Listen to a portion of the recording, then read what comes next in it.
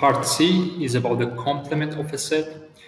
Before starting this complement, let's introduce new set, and let's call it universal set. Universal set is a set of all elements we are considering. It's up to you what we call the universal set. For example, let me call universal set. We show with the U. Let it be the numbers from 1 to 10. 4, 5, 6, 7, 8, 9, and 10. This one is my universal set. And I introduce one set here. Let it be the set of these numbers. 2, 3, 4, and 5.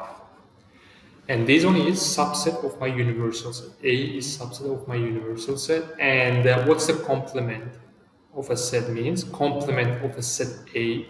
What does it mean? All the elements which are not in A.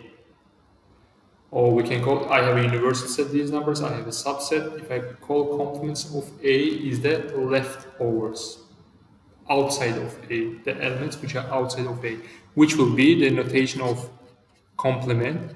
It's like a prime, A prime. And inside that number, what we write, all the elements which are not in my A, so it's 1, 6, 7, 8, 9, and 10. So this one is my complement of A. Or for example, this one was the first example. Second example, let me introduce, let's call it a set of positive integers.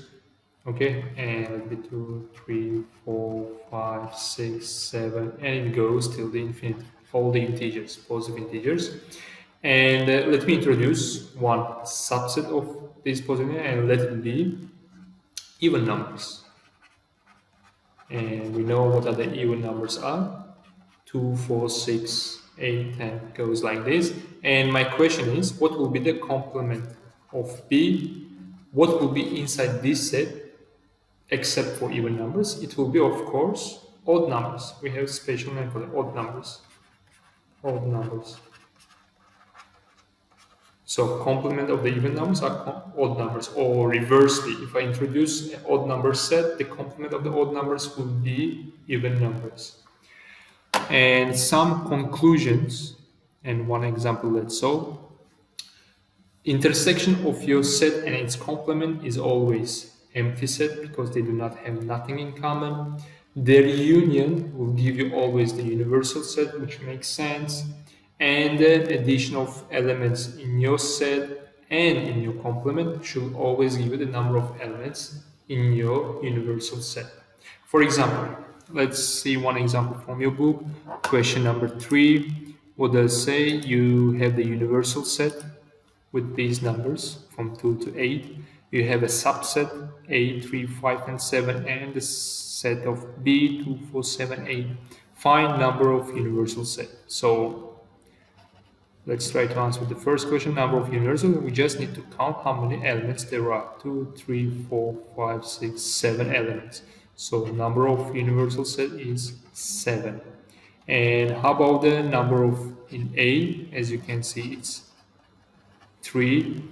And number of elements in a complement, if it's 3 and the universal is 7, it must be 4.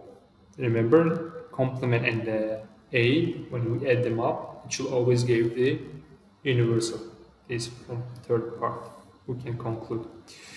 And this one was third one.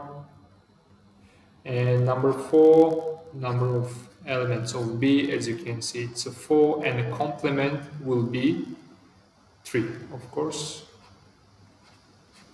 Complement will be 3.